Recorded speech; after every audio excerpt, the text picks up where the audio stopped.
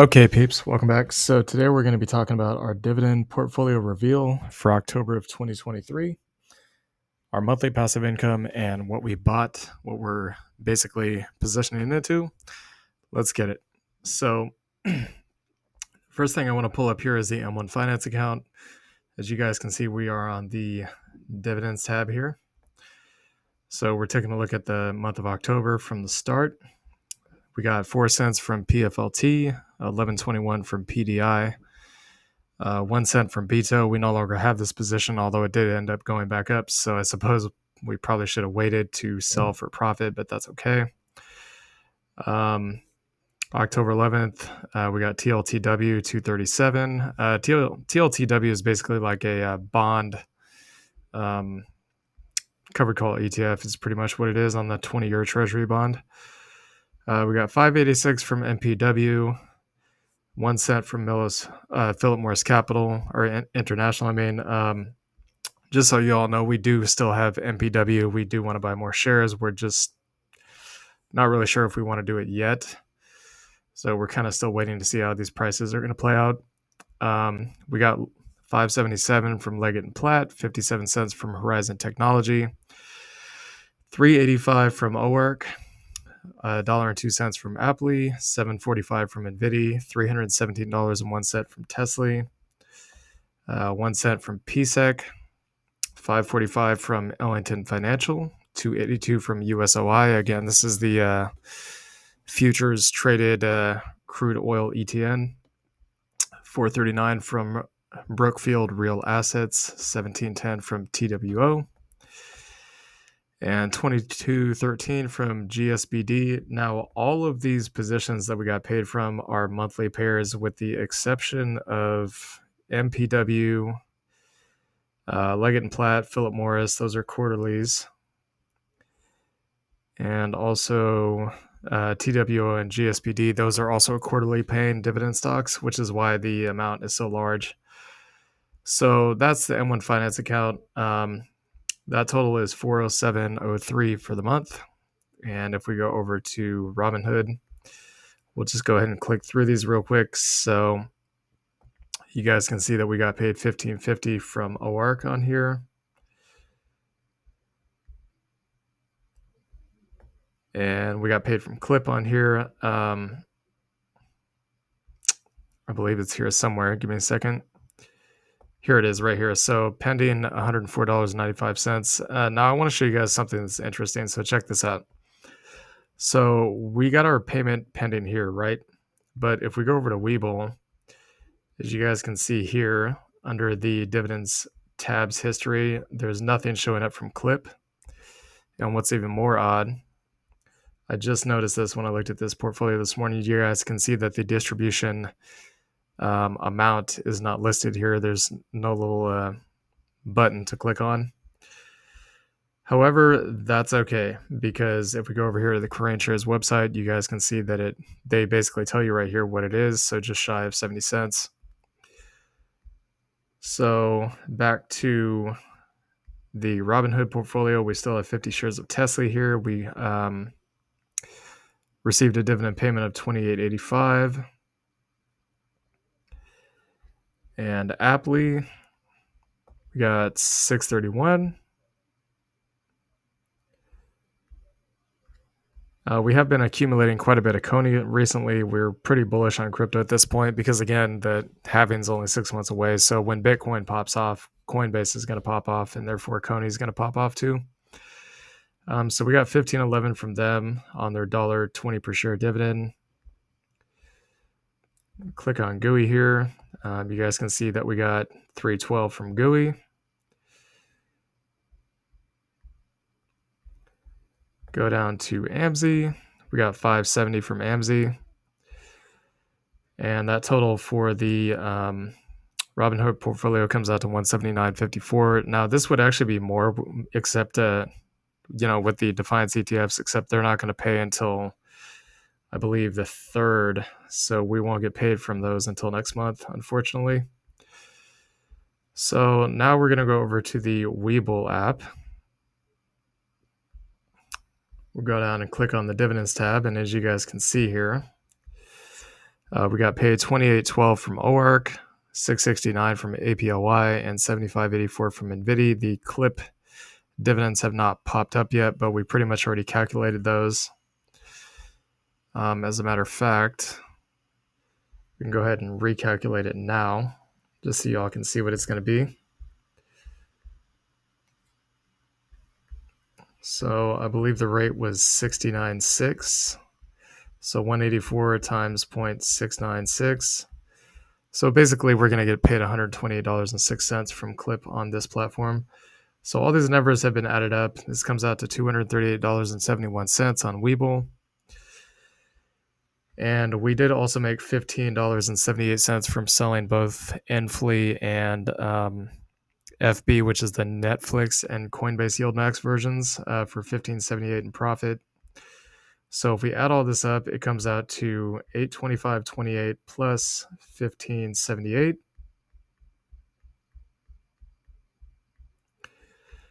So in terms of realized gains and dividends on the month, $841.06. But again, you guys got to understand some of these dividends have had, recent declines, unfortunately, because the markets are down. November and December usually tend to be extremely bullish months. October kind of fooled us. We thought that probably near the second half or the end of October that it was going to start being bullish, but that's not exactly what happens. So, we kind of got tricked on that one. I think pretty much everybody that's investing got tricked on that one. But if you're a dividend investor, you don't care because the cheaper the prices are, the more income you get, right? With that inverse correlation between the price and the yield.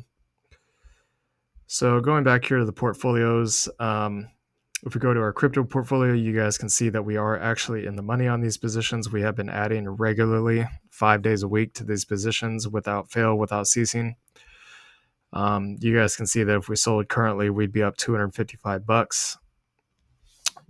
We have not sold and we're not going to sell because, as we told you guys, we're expecting to make between, at a minimum, 20 to 50x, maybe even a 40 to 100x on these positions within the next 12 to 18 months. And if the spot Bitcoin ETFs come out, if a whole bunch of them come out and there's, you have like $30 trillion worth of money getting exposure to Bitcoin or some crazy thing, which looks to be possible. BlackRock and Fidelity have filed for their Bitcoin spot ETFs, and their assets under management between the two of them alone is $18 trillion.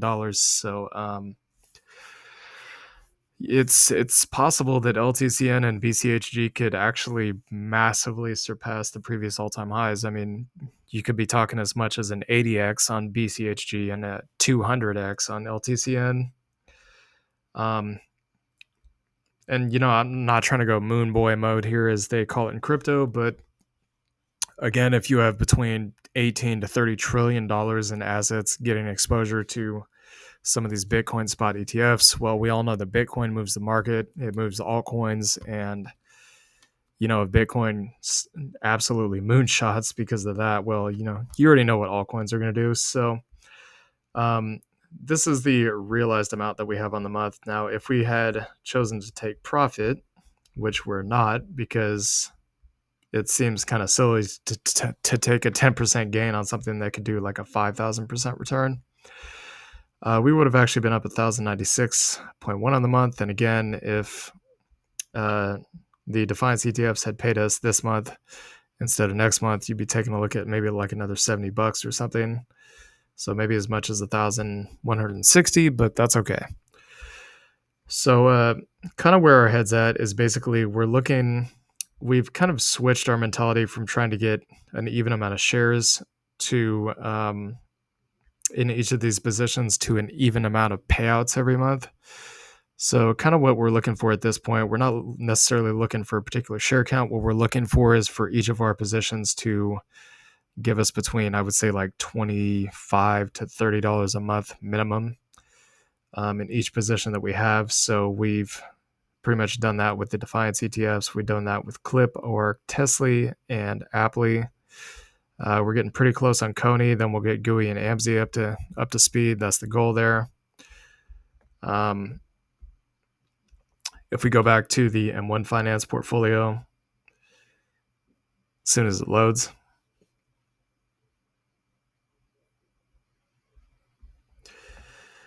Okay, wow, that was really slow. So, anyways, the dividend growth stocks, we will end up adding some of those here soon in the future, but we kind of want to focus like on some of these other positions that we haven't put money into in a while because the prices are looking pretty juicy. As you can see, our cost basis when we stopped buying PDI, for example, was 1991, and it's now more than $3.50 under that cost basis. So we'd be getting a pretty juicy yield here for pretty cheap. Um, we are getting paid about $11 a month from this. So if we triple our shares, we'll get roughly about $30 a month, and that won't really cost that much. I mean, 100 shares of this, you're talking like maybe $1,600 or so. So it's not that much, and it actually is not even that much, really, because the dividends would be going back into. So that's kind of where our head is at on the passive income side. Now, as for crypto, as we get closer to the crypto halving, we're gonna start putting less money into the passive income stocks and more money into crypto. Reason being is because historically it's been proven time after time. Every time Bitcoin has a halving, Bitcoins and altcoins will moonshot. Okay, Bitcoin will typically go first. You might have like a few altcoins that pop off immediately after the halving, but most of them will generally pop off after the halving. And it's a rare opportunity. It only comes around once every 4 years. So we absolutely don't want to miss it. So we're going to do the sliding scale thing where we basically start putting more money in, increasingly more every single month, each month that we get closer to the halving event. And that's generally the overall goal. Once we get to the halving event, we'll probably max out our positions for, I would say, the month before to the month after. And then a couple of months after, we'll slowly start scaling out until we see Bitcoin basically approaching the all-time highs. And then at that point, we'll just simply stop investing entirely because, the at that point, a lot of the moves that we could have made money on would have already been made. So it wouldn't make any sense anymore to keep buying it at the top. So one other thing is we forgot to do this on our last video, but we have updated the dividend tracker here, as you guys can see. So our total portfolio value just for the passive income stocks is just shy of 28 grand. This does not include crypto or swing trades. It doesn't include our native crypto positions either, which the native crypto that we have is well over 5 figures by itself. But when I say crypto, I'm talking about just these positions right here. So as you guys can see, our dividend yield currently is 40%, yield on cost 31.6%. Projected October dividend income $957.30. The annual income, it would be just over 10K in terms of passive income. So here's all of our positions.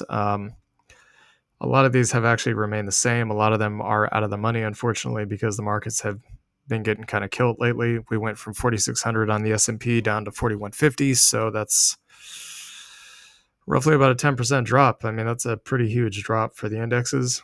It's a standard correction for a typical bull market year, but at this point, we don't really know if it's a bull market or if we're just going to keep on tanking. So we'll just have to wait and see if a recovery takes place. And I will be doing the macroeconomic video here soon, so we could take a look at that. So you all are not left in the dark as to where we are. But yeah, so mainly this is what it looks like. The only things that have really changed here is that we have added just a couple of shares to Clip. We've added quite a bit of JEPY. We've added a lot of triple QY.